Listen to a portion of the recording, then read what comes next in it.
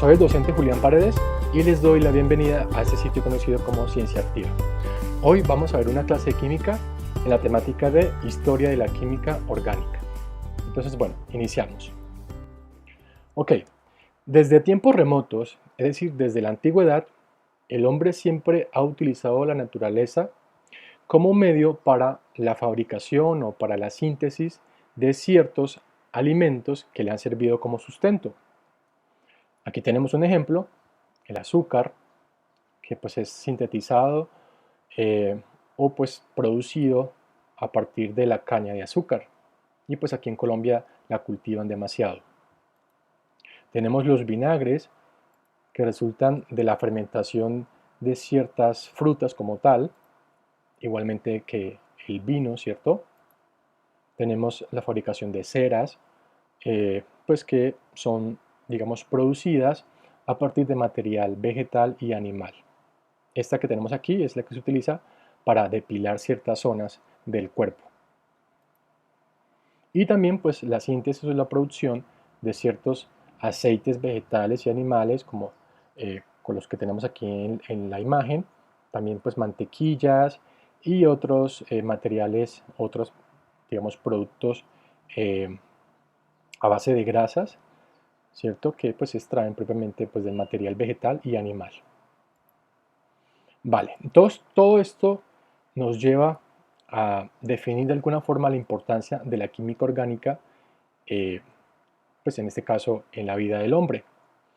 Y su importancia se basa básicamente en la producción de ciertas sustancias orgánicas muy importantes propiamente pues para el hombre. Dentro de esas sustancias tenemos los plásticos y ustedes saben pues que a partir de los plásticos se obtienen otras sustancias orgánicas más como el PVC, el polietileno, el teflón y bueno, otros más. También se utiliza en el área de los combustibles, ¿cierto? Por ejemplo, el petróleo. Ustedes saben que el petróleo pues, es un producto que se obtiene de los propiamente fósiles de material vegetal y animal que hubo pues, hace muchísimos años. También tenemos pues, el carbón, ¿cierto? Que es otro producto, otra sustancia orgánica que también se utiliza mucho. También lo tenemos pues, en los alimentos, ¿cierto? Carbohidratos, en las proteínas que se fabrican, naturales, sintéticas, en grasas también, como los aceites que acabamos de observar, saborizantes, conservantes y bueno, aditivos también. También tenemos, digamos, estas sustancias orgánicas en las fibras naturales y sintéticas que se producen también, como por ejemplo el algodón, la seda, la lana, el nylon, ¿cierto? El poliéster, que hacen parte de prendas de vestir como tal. También lo tenemos en el campo de la higiene y la belleza, en la fabricación de jabones, desinfectantes, detergentes, perfumes, cosméticos. En otro campo también que se utiliza mucho son los agroquímicos, en la elaboración y producción de fertilizantes, herbicidas, plaguicidas como tal. Y por último, en este grupo de los fármacos o los medicamentos utilizados pues propiamente pues en la medicina, ¿no? Por ejemplo, en fabricación de aspirinas, de descongestionantes, sedantes, estimulantes y anticonceptivos como tal. Vale. Entonces, como tal, esto que les acabo de contar es hablando un poquito digamos, de la importancia que ha tenido la química y de lo que se ha hecho probablemente desde hace unos años atrás, que es probablemente utilizar algún material vegetal y animal para convertirlo en una sustancia orgánica como tal. Y bueno, si queremos hablar un poco de la historia de la química orgánica, tenemos que hablar de dos periodos como tal.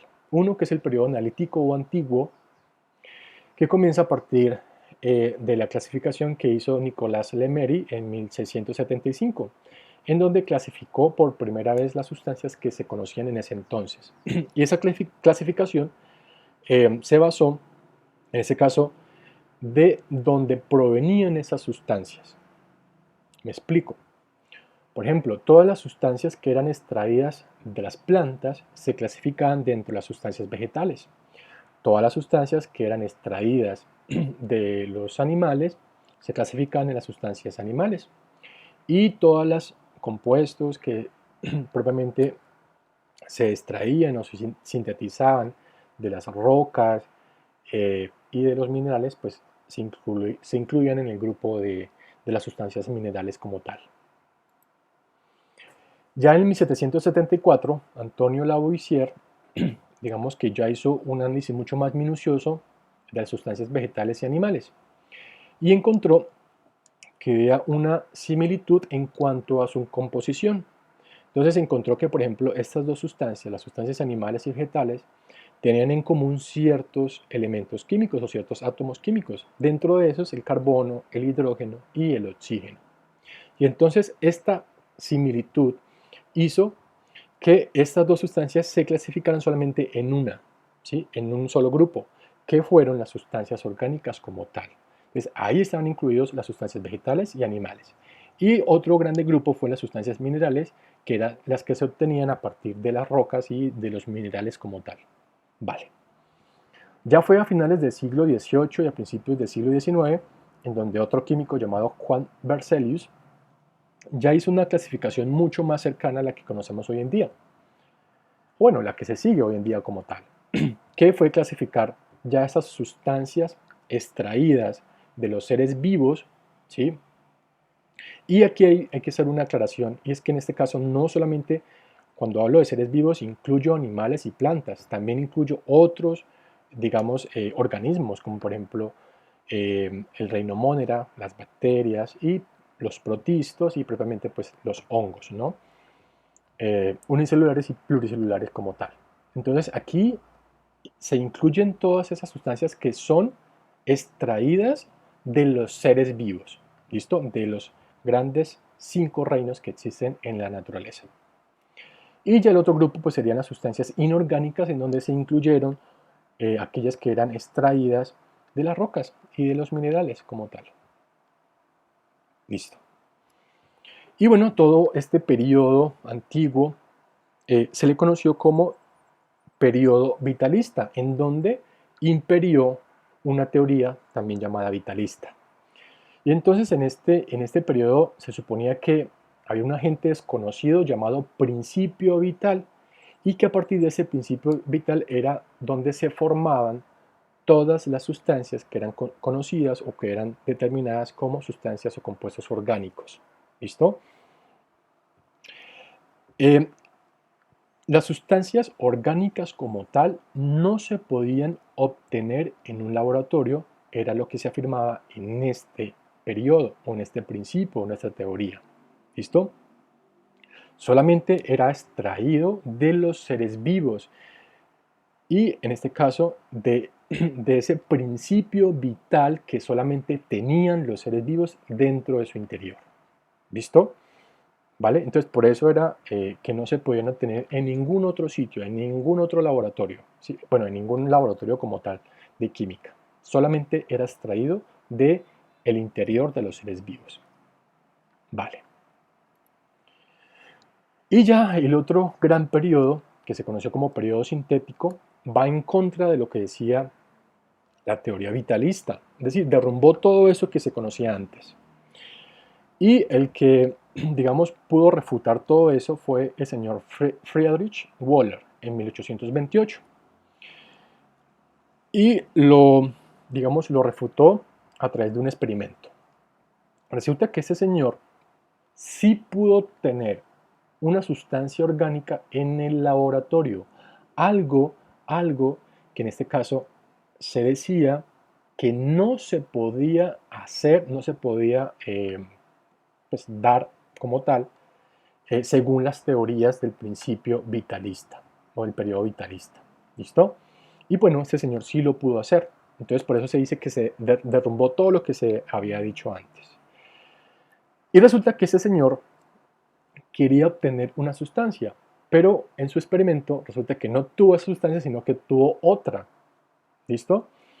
Él quería obtener cianato de amonio, ¿sí? Cianato de amonio, pero resulta que obtuvo urea.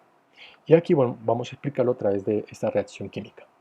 Entonces lo que hizo él fue hacer reaccionar el cianato de plomo con amoníaco en una solución acuosa. ¿Listo? De esa reacción química se produjo dos sustancias, ¿no? Este óxido de plomo y propiamente el cianato de amonio. Pero resulta que aquí no terminó esa reacción, ¿sí? Aquí no terminó esa reacción. ¿Por qué? Porque él hizo procesos de filtración y de evaporación y como tal obtuvo dos nuevas sustancias. ¿Listo? Dos nuevas sustancias, el agua y la urea. ¿Sí? Y entonces se puso a estudiar propiamente la composición de esta urea y determinó que era una sustancia orgánica y pues que ustedes saben que la urea hace parte de las sustancias que eliminamos a través de la orina, ¿sí? Hace parte de la orina y propiamente pues si hace parte de la orina pues se considera una sustancia orgánica, ¿vale? Entonces aquí a partir de este momento ya se pudo obtener sustancias o compuestos orgánicos en el laboratorio, algo que antes no se podía concebir. ¿Listo? Vale. Entonces por eso se llama periodo sintético, ¿sí? Porque ya se obtuvieron sustancias orgánicas a partir del laboratorio. Ok, ya fue en 1861, muchos años después, cuando un químico de apellido Kekulé propuso que los compuestos orgánicos, bueno, aquí tenemos el señor, propuso que los compuestos orgánicos se estructuraban sobre un esqueleto de átomos de carbono. Y aquí lo tenemos, ¿sí? Un esqueleto, ¿cierto?, de átomos de carbono. Y que sobre ese esqueleto se insertaban átomos de hidrógeno, y aquí lo tenemos, insertados en estos carbonos. Esto fue lo que pudo determinar el señor Kekulé, ¿sí? Y esto fue fue de gran importancia para la química orgánica porque a partir de allí ya se comenzaron a representar las estructuras químicas de los compuestos o las sustancias orgánicas. ¿Listo? Resulta que hay algo curioso de este señor y es que cuenta la historia que a partir de ese señor, a través de un sueño que tuvo, él pudo descifrar la estructura química del benceno. Y resulta de que el benceno pues ya se había descubierto mucho antes por el señor Faraday, pero pues digamos no se tenía claro conocimiento de cómo era su estructura química, cómo se encontraba estructurado químicamente. Y pues resulta que ese señor un día se acostó a dormir y en su sueño miró una serpiente que digamos que hacía una forma como de círculo y se mordía la cola. ¿Listo?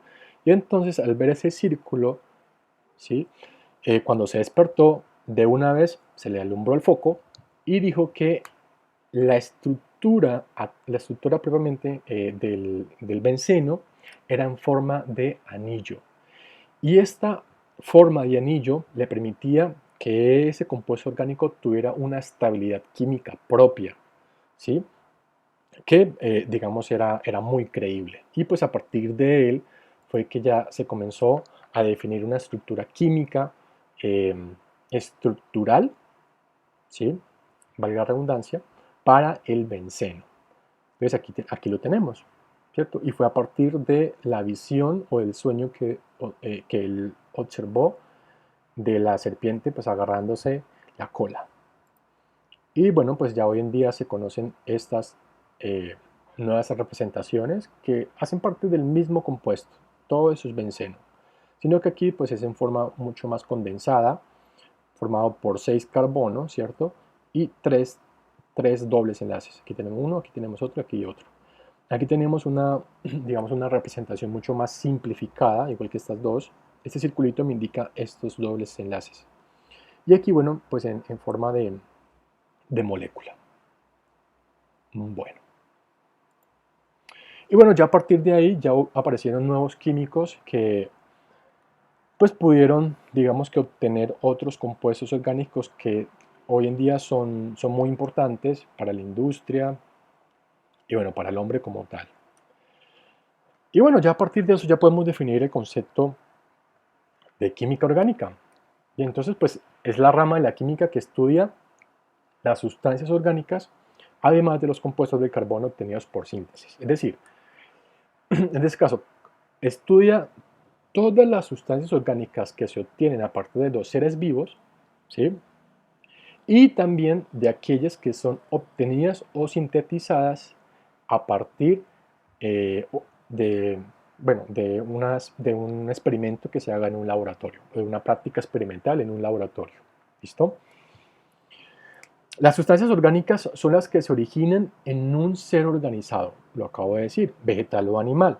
Y bueno, aquí falta incluir que no solamente es vegetal o animal, aquí hacen parte otros seres vivos, ¿no? Toda situación orgánica tiene como componente fundamental el carbono, pero no toda sustancia que contenga carbono es orgánica. Eso es importante aclararlo. Todas las sustancias que son consideradas orgánicas tienen dentro de su estructura química el carbono, el átomo de carbono. Pero, no toda sustancia que contenga carbono es considerada orgánica. ¿Listo? Y doy un ejemplo.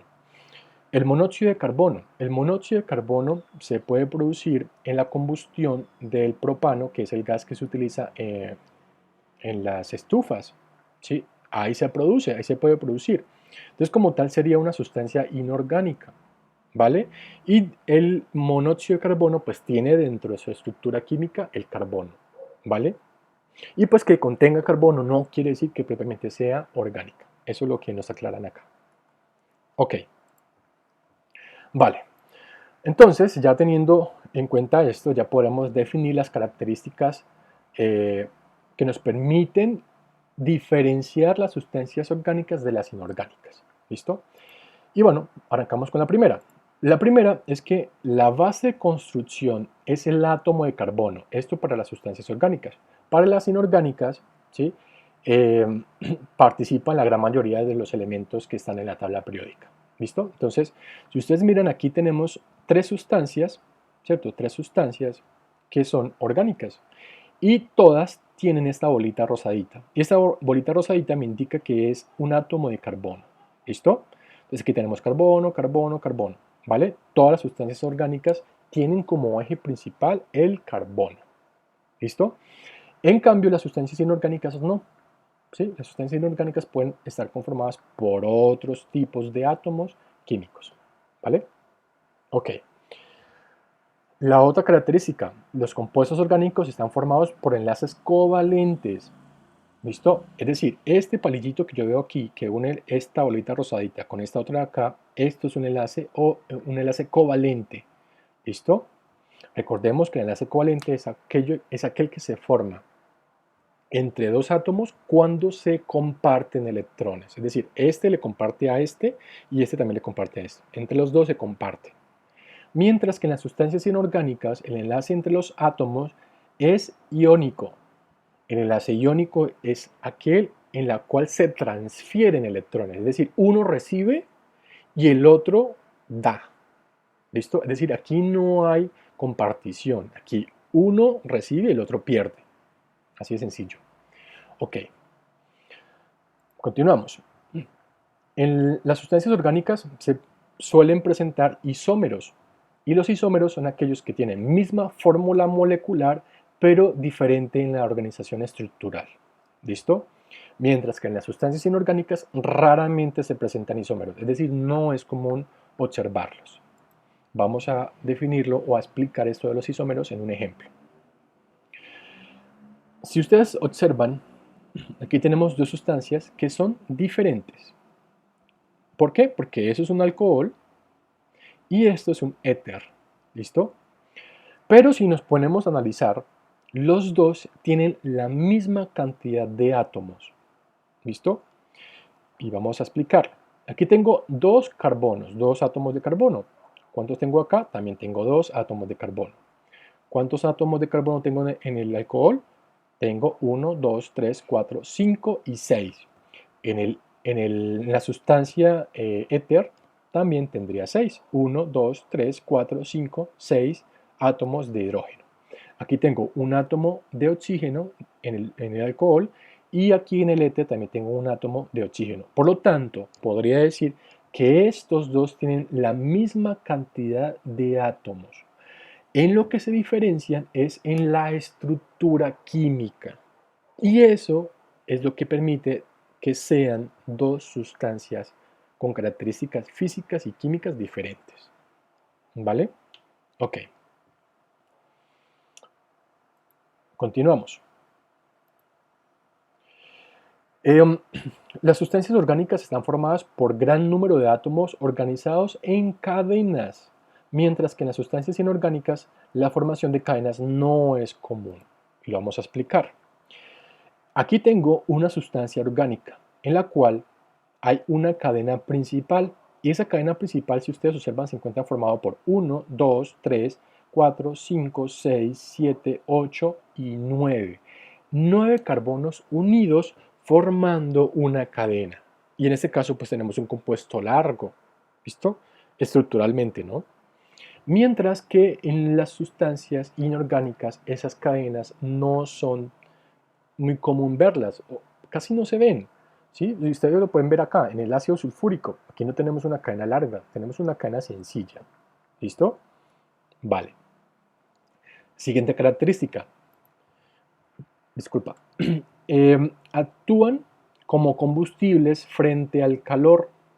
Eso en las sustancias orgánicas. En las sustancias inorgánicas no actúan como combustibles.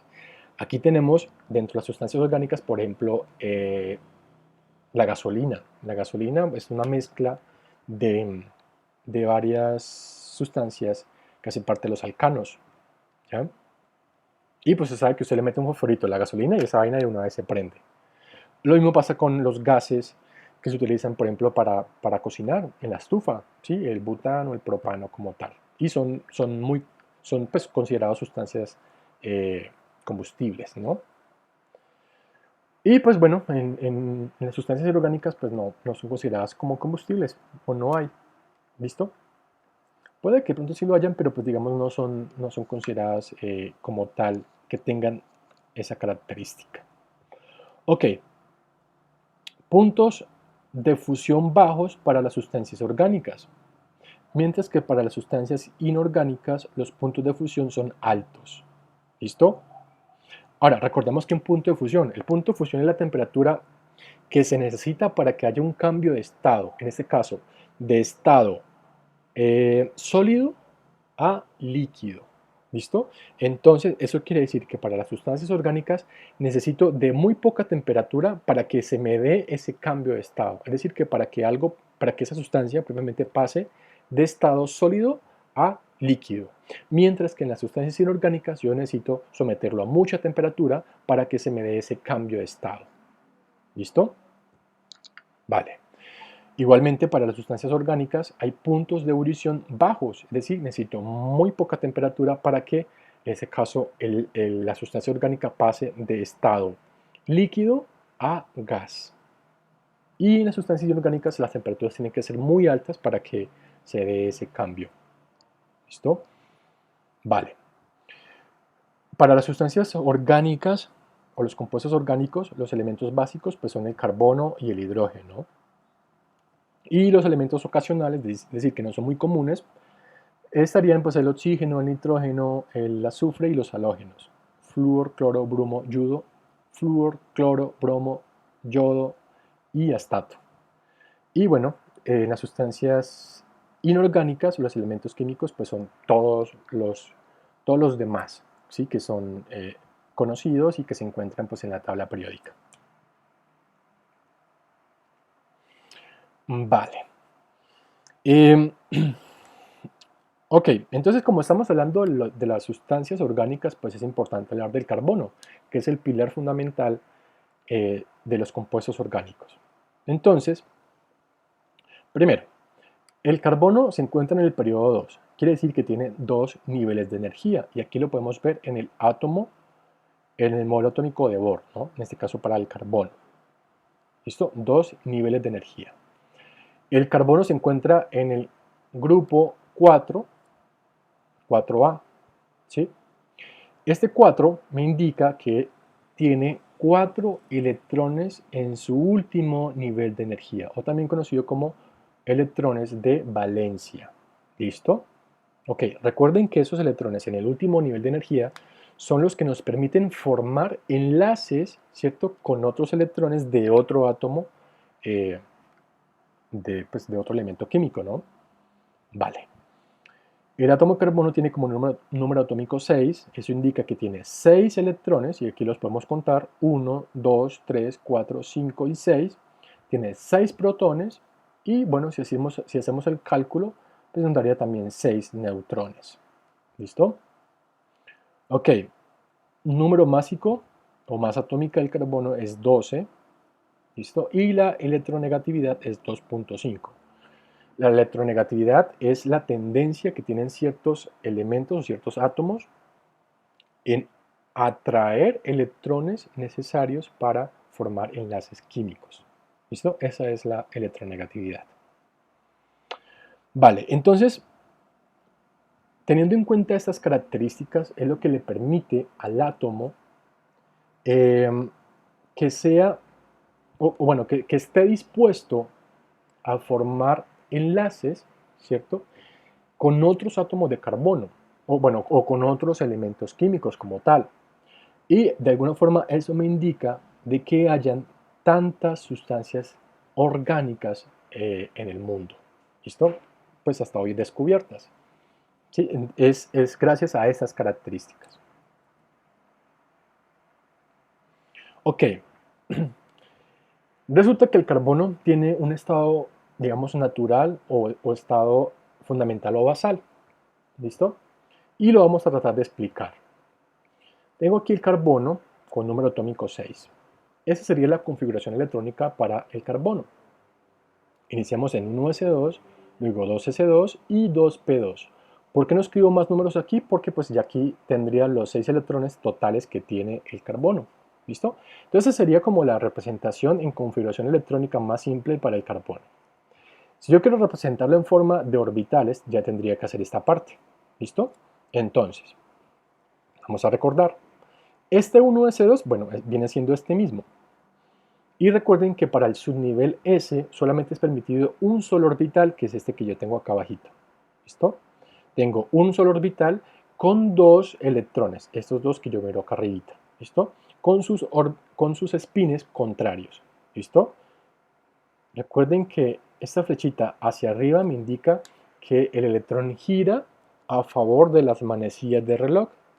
Y la flechita hacia abajo me indica que el electrón gira en sentido contrario a la manecilla de reloj. ¿Vale? Listo.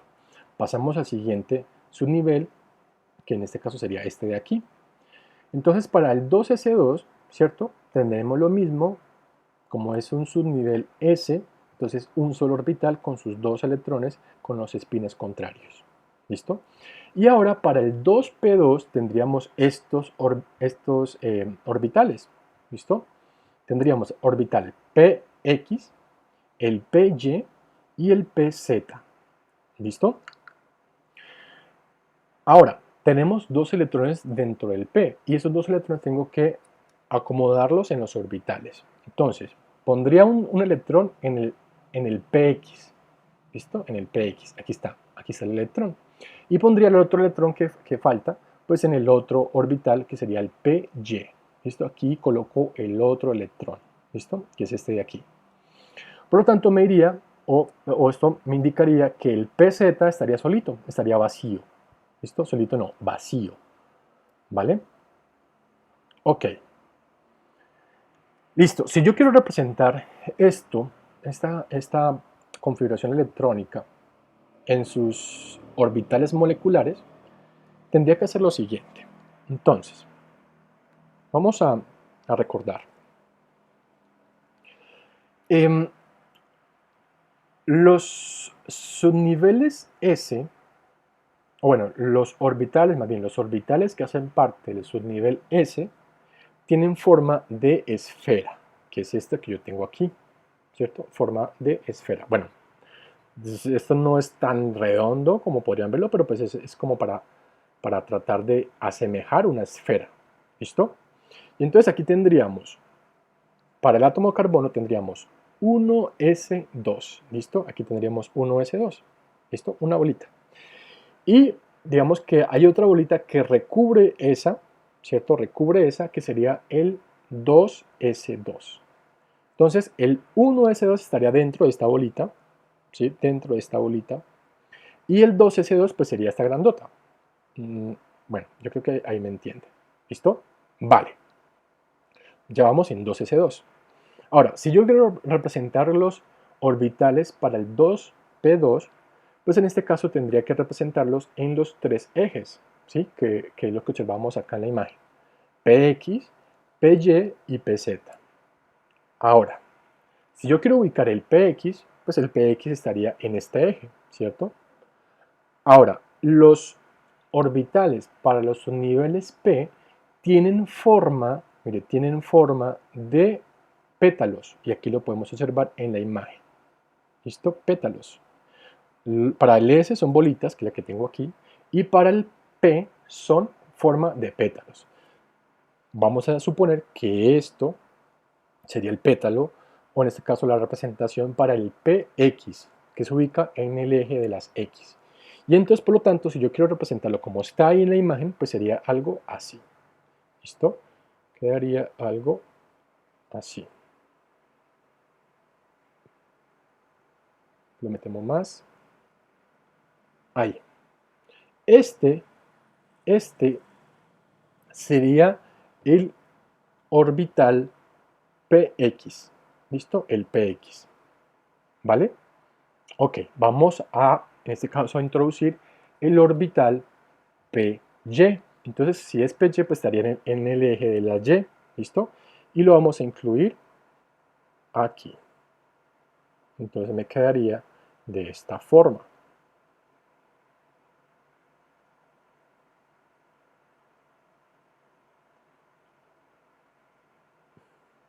Lo metemos más. Aquí. Ok. Listo. Tendríamos PX y PY. ¿Vale? Ok. Listo. Ahora nos faltaría incluir el PZ. Y el PZ, en este caso, pues iría en el eje de la Z, que en este caso es como si fuera hacia adentro del computador, y bueno, hacia afuera del computador. Es decir, sería más o menos así. Vamos a ver si puedo hacerlo.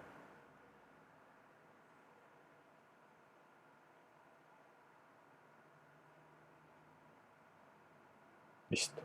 Más o menos así.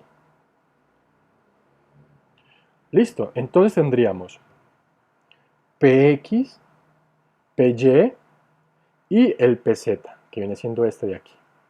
¿Listo? Esa sería más o menos la estructura, ¿cierto?, en orbitales moleculares para el carbono. Ahora, ustedes miran aquí unos punticos, ¿no?, en la imagen. Esos punticos serían los electrones. Entonces miremos. Para el 1s2, que es el que está dentro de la bolita grande, hay dos electrones, ¿cierto? Aquí lo podemos observar en la imagen. 1s2, que sería este, tenemos un electrón y aquí tenemos el otro electrón. ¿Listo? 1 y 2 electrones. Ahora pasemos al 2s2, 2s, y tenemos dos electrones, 1 y 2. Aquí estaría 1 y 2. Es decir, que en esta bolita amarilla, yo encontraría dos electrones. ¿Listo? Dos electrones. ¿Vale? Ahora, seguimos. Para el PX hay un solo electrón, ¿cierto? Un solo electrón, que en este caso estaría aquí. Vamos a suponerlo que está aquí. ¿Listo? Aquí estaría el electrón.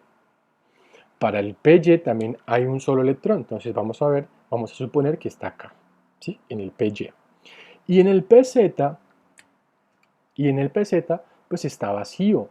En este caso, en este orbital que tengo acá, pues no habría ningún electrón, en este caso, pues, disponible para un enlace químico. ¿Listo? Entonces, de alguna forma, esto me permitiría definir la estructura en orbitales moleculares para el carbono. Y me quiero adelantar un poco al próximo tema, explicando un poco acerca de la hibridación. Entonces, esos electrones que ustedes miran en la imagen, y que acabo de explicar que están en cada una de esas estructuras son los que le permiten al átomo de carbono enlazarse con otros átomos más o con otros átomos diferentes, ¿sí? Y es lo que le permite que tenga la capacidad de formar, digamos, tantas sustancias orgánicas, ¿listo? Pero, ojo, pero si yo tengo en cuenta esto, que acabo de explicar, el átomo de carbono en esta estructura basal o fundamental solamente tendría dos electrones, o dos solo electrones más bien, disponibles para formar enlaces químicos. Solamente dos. Ahora, ustedes dirán, ¿por qué? Porque recuerden que en ese caso el electrón tiene que estar solito para unirse a otro más y ahí se dé un enlace químico. ¿Listo? Y los dos únicos electrones que están solos es el que está en el X, es decir, el que está aquí, y el que está aquí, y el que está en Y. ¿Listo? Los demás, es decir, los que están aquí propiamente en los orbitales S, ¿sí? Están pues propiamente llenos, ya tienen dos, ¿sí? Y pues sabemos que el Z, que es este de aquí, pues está vacío.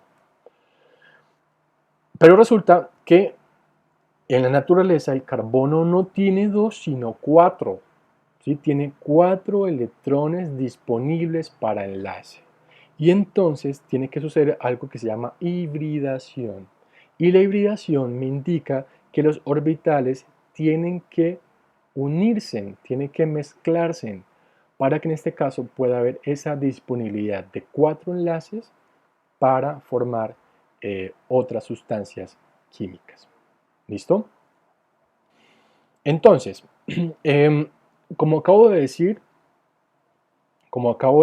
el carbono tiene, en este caso, solamente disponibilidad para formar dos enlaces químicos, que son los dos electrones que se encuentran desapareados o que se encuentran solitos. Y entonces, ¿qué es lo que tiene que pasar? Que el átomo de carbono tiene que excitarse y pasar a un estado excitado, ¿sí? ¿Y qué es lo que sucede aquí?